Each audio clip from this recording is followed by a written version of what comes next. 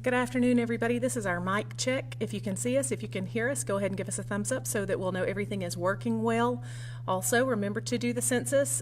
Go to www.2020census.gov.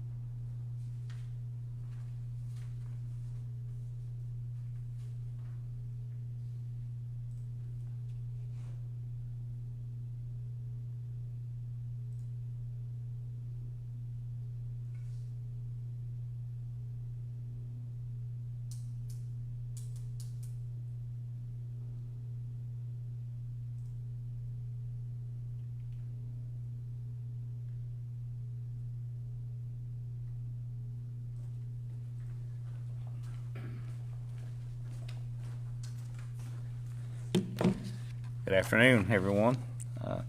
Hope everyone's having a nice Saturday. It's a beautiful day out there right now. Had a little rain this morning. We got probably some rain coming in, but I'll start with our cleanup as it extends on into this weekend and next week. We've got a lot of people out there working, even as wet as it is, getting stuff out to the edge of the road. Had several calls about the transfer station, and as we have mentioned every day, that gate will stay open 24, well, actually from daylight to dark, and we will keep it open 7 days a week. So yes, it is open, and for some reason you can't haul it to your own self there. We will be starting pickup again next week. Now it's not it'll be kind of sporadic as we go. We don't have a route we try them because we got other things we've got to do too, but just bear with us. We'll pick your brush up. Cloudland Canyon, just talked to them a little while ago. They did have to temporarily shut the gate there. They should be open. Really, they said it would be open back up at 3. They closed it down, I think, for about 2.5 hours or so, and it reached capacity of the 150 cars. But they said other than that, it's just a normal day. Everything's going smooth, no traffic jams or anything like that. So that's a good thing. Seem to be handling that pretty well. There's a lot of people that have called, several people that are preparing to open up tomorrow. Asking different questions of the do's and don'ts and all. Some of the restaurants be open, some of them are not. Some of them are going to wait, and they're going to wait and kind of play it by ear, and it might be another week or so, maybe longer before they open.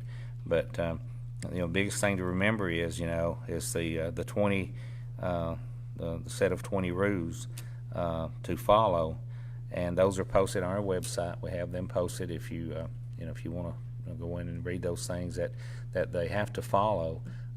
Whether you're a restaurant, or whether you're a barbershop or beauty shop or whatever, under this, and we ask people, that after we get into this thing this next week and all, if you see a violation, that's please call us. It's not like you're tattletelling or anything. It's real critical.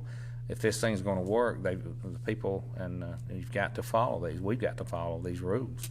And so it's important, because this is just the beginning of this, and we got this is relating to the phase 1 of the federal opening of the country, and then we're going to phase 2 and on. So please, try to abide by these and read these things.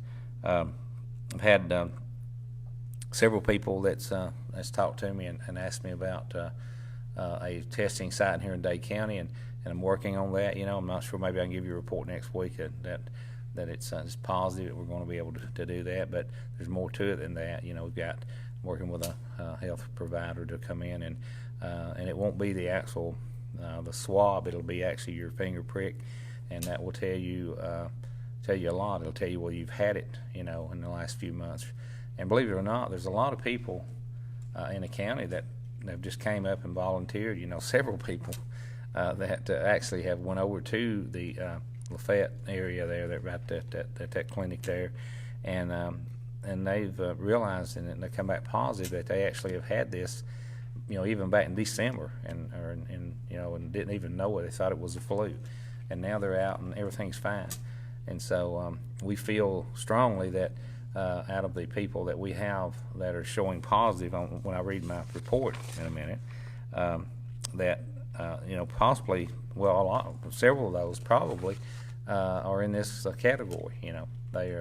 They're not positive right now. They were maybe weeks or months ago, but everything's fine now, and they're back in the workforce and back into everyday life. So let me see here. It's pretty much everything I've got. I'll go into my. I did say that the gate's open, because I've had a lot of calls about that. I do want to mention too that I've said this the last 3 days. We're going to open our offices back up here in the courts facility, and it'll be April the 4th. It'll be the Monday after the 30th, when this thing's lifted. So we're going to try to get back to as normal as we possibly can. Things will be different. We'll have shields that are different desks that you go to, and be a little bit different. But we just want to try to get back into things, get back into the norm, maybe, hopefully, as soon as we can. And so just bear with us on that. It'll be all new to us, just like it is to you. So just please bear with us on that when we do. And that opening date again is May 4th? Hours, yeah. May 4th. May 4th. Yeah, that's the Monday after. Yeah, that's the first Monday. I'm sorry. I'll go ahead and go into our numbers. We have stayed the same in the last 24 hours. We're at 16, and as I said, out of those 16, I feel strongly now that a lot of those people, several of those people, are actually not positively, positive out in our community right now. I feel that probably several of those people are actually, probably had it maybe even months ago. But up until yesterday or day before, if they actually tested and they did do the finger prick, and they came back that they've had it, then they were counting it on these numbers. And now they're not doing that. Actually, they're actually, from what we understood, was it yesterday or the day before, they assured us that they're not going to be counted, right, Carey, on these numbers, which is kind of misleading, really. But they did say that as of right now, they're not going to go back and remove any of these. They're still going to let them count as positive cases, just like they exist right now today. So let's see now, we got 59 in Walker County. They stayed the same. We got 46 in Catoosa. They also stayed the same, that's great. That's our closest county, Dade, Walker, and Catoosa. That's our closest counties testing us. Chattooga County, they went from 11 to 13. Whitfield went from 60 to 62. Floyd went from 129 to 131. Gordon, 73 to 78. Bartow County, 265 to 274. And there's still 441 unknowns in Georgia. There's also 900. We've had 904 deaths. That's up from 892 as of yesterday, and that's statewide now. Moving to Tennessee, Hamilton County went from 129 to 133. They've had 80 recoveries, so they're back to normal life. They've had also had 13 deceased. Marion County, they stayed the same at 28. They've had 21 recovered, and so that's a good thing. Well, they've had one deceased. Grundy County, they went from 27 to 28, and they've had 20 recoveries. Sequatchie County, they're the same at 3, and they have 3 recoveries. So everyone there that's had that's gone back to normal life. Meads County, they've had 5. They actually have had 2 recovered there. Bradley County, 38 to 40. They were 38 yesterday, 40 today, and they've had 36 recovered. So that's really good. I mean, that's showing that we kind of are leveling out here anyway, sort of. Total, they've had 168 deaths, and they're showing that on this report that they've actually went down to. And Carey verified this twice, and it's actually showing that they've actually went down. And I'm sure that there's a really good reason for that. Maybe we can talk a little bit more about that tomorrow. But that is kind of odd that they were showing 168 deaths, and then they're showing down too. So, Alabama, our adjoining counties, Jackson County, they went from 43 to 45. DeKalb, they stayed the same at 61. And I might add for those of you who have not heard us explain this, the reason Tennessee, they're showing the recovery rate, the recovery numbers, and our other 2 states here, our state, Georgia and Alabama, they have not gotten to that. I don't know when that will happen or if it will happen, but that's one good thing about Tennessee. They are showing those people that have recovered and are back into normal life. Carey has got some things she's going to go over with you here in just a second, and I just want to say, try to watch out for the people that are out working today, and I'm sure there'll be some people out tomorrow. They've got, kinfolks, family come in to help them with their cleanup, and that'll probably be going on the next couple of weekends anyway. But try to be careful there on that. And Carey, if you want to come up and maybe go over some other things that you've got. Hello, everybody. Happy Saturday. I did remind you earlier of this during our mic check, but make sure to do the census at www.2020census.gov. It's really easy to do. I did mine. It took about 5 minutes. So www.2020census.gov. Make sure you're counted.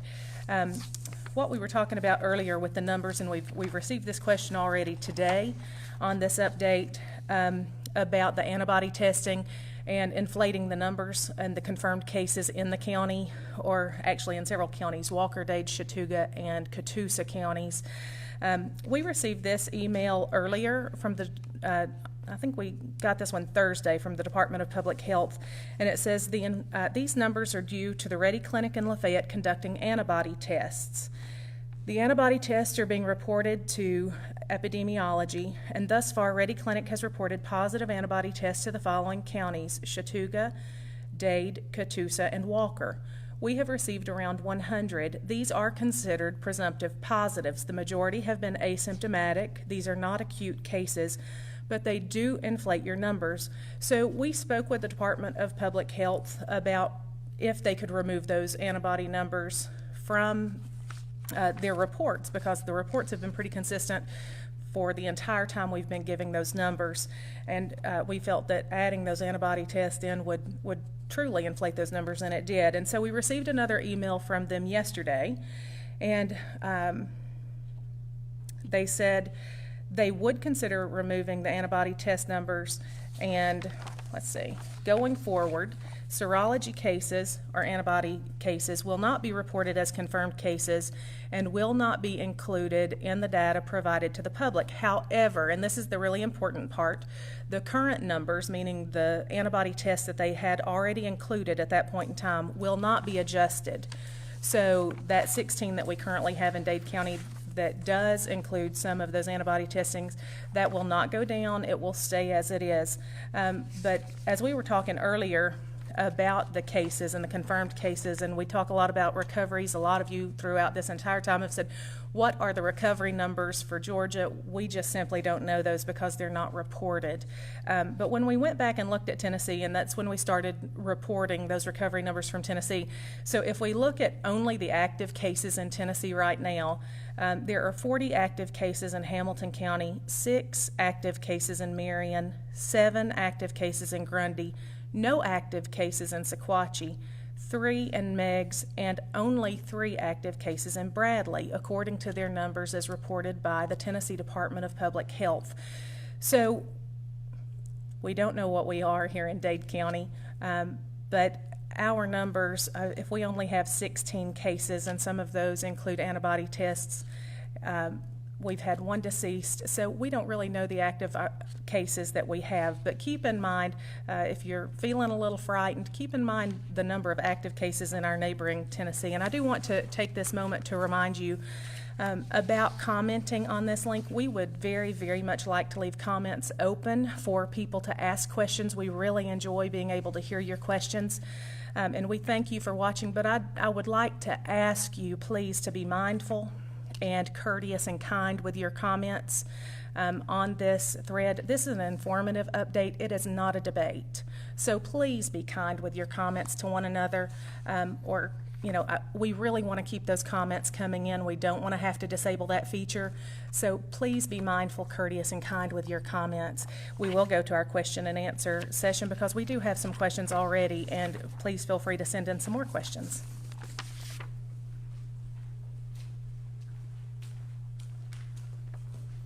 Thank you, Carey.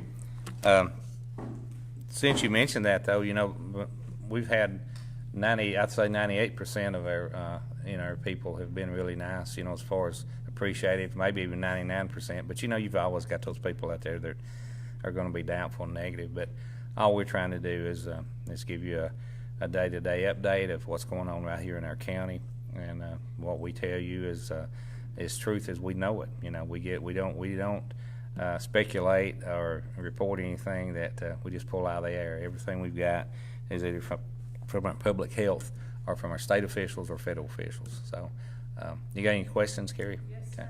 sir. Okay. Our first question is, when will restaurants be opening for dine-in eating? Monday. Well, that's what I mentioned a while ago. There's some of them, not all of them, are choosing to do that because they're kind of in doubt, right now whether it's the time to open back up. And so that's, and plus you have the question, we have one of our restaurants, maybe a couple of them that have the actually food bar and all, and salad bars and all. And there's just some questions about that, that they'll have to work out, the restaurants. But at Monday, in Georgia anyway now, and I think in Hamilton County, also, not the city of Chattanooga, but Hamilton County. So I think they're opening up Monday. The ones that want to, but they still have to go by the rules. The 6 foot apart, and all that. So, what is the number of cars at Cloudland Canyon? The limit? It was 150. Is it still 150? 150. Yep, 150. Okay. When is the rest of Dade County opening up? We know restaurants are opening Monday. When is the rest of it opening? Do you know that yet? That will be up to, we're going to go strictly by the governor's, guidelines, as he's got a plan. And as far as, like our park and everything, that's something, we've got a lot of damage there from the tornado and the wind damage we had the other night, a lot more than we thought. Up until a couple of days ago, when we've had our insurance people and people in there from different electrical organizations, looking, 'cause we've got some of those big sky poles down there that's got our LED lighting on it, and those poles are leaning. And so we're, for safety-wise, it could be another several weeks before we even, not even counting the virus, so. Someone sent this in and said, did I hear right that there's a testing facility opening in Dade County? No, I didn't say. I said we're working, trying to. I hope that we can work that out, that we hopefully can have one here. Right now, you can drive across the mountain over there. It's right there at the foot of the where Walmart's at. They have that's where people are getting their fingers pricked and tested. That's the closest place anyway. Excuse me, but hopefully I'll have some maybe good news this next week. I don't know, because that's not something that we do, and it will not be through the health department. The health department will maintain theirs in Walker County. That's the closest that we're going to get probably. I wish they would put a swab drive through here, but I'm not sure whether that'll happen or not. But we're working just trying to get that where it'd be closer for us. It's kind of like but it is kind of like the driver's license. That is a long drive over there, but we worked and we got those people over here. Hopefully we can get this at least for a few weeks here to give people peace of mind. The test that I'm talking about also, that's the one that the finger prick, it does cost $40. That's to tell, that's to they do a couple of tests, and that tells if you've actually had the virus, so that's the health department. They're testing, the swab and all. That's free. It's through the state of Georgia. Someone would like to know when the tag office will be open, but it's open now, right, with the walk-up window? Oh yes, it's open, but the 4th, you'll be able to come inside and not do the side window. It's right now, you have to do it there through a slide window, but they've never really closed. We've kept the same hours on the tag office. Yeah. So right now they can do business just by coming to the walk-up window? Oh yeah. Okay. This is a really great question, and I'm so glad somebody asked this one. It says, why is it important for us to do the census online? So how does that benefit the county? How does that benefit the people of the county? The census? The census. Well, the census, it controls a tremendous amount of actually decision making that's made by the federal government, state government on for one thing, monies that come into the county. They base the population on a lot of things, on different grants that not just that we go after, but any 501c3 nonprofit go after. They base that on so much. They go by not only the numbers of head count, but they go by your minority count. They go by your, because the census, it picks up a lot of things, as far as poverty. There's a lot of things on that they go by. And so it's very important, to have that. It's really a, I used to kind of take it for granted, before I really got involved in the political world and realize how critical it is. We've missed a tremendous amount of money in the past 16 years, of grants, true grants. That we were right under that 20,000 mark. We're 16,000 whatever, and we could have really went after different type of grants if we'd been over that 20,000. For some reason, the 20,000 is kind of a breaking point, but it's really important. Schools and everything, not just the county. I mean, not just the county government, but especially your schools. And it's just a real important thing. Try to take the time to do it. Yeah. And that was our last question. Okay. We'll be back tomorrow at 3, and just if you can think of anything else, that pertaining to this or anything else, I don't mind answering questions. Just shoot them to Carey, and or if you just watching the program here and you just have a brainstorm there and you have a question, just we don't mind it at all. My phone number, I know you get tired of hearing this, but this is my tool and your tool, because this is my link to you. It's 667-8999, area code 423, and please call me if you have any questions that I might be able to answer, and if not, I'll get the answers. But we'll talk to y'all tomorrow at 3 o'clock, and I just appreciate everyone working with us on this. Thank you.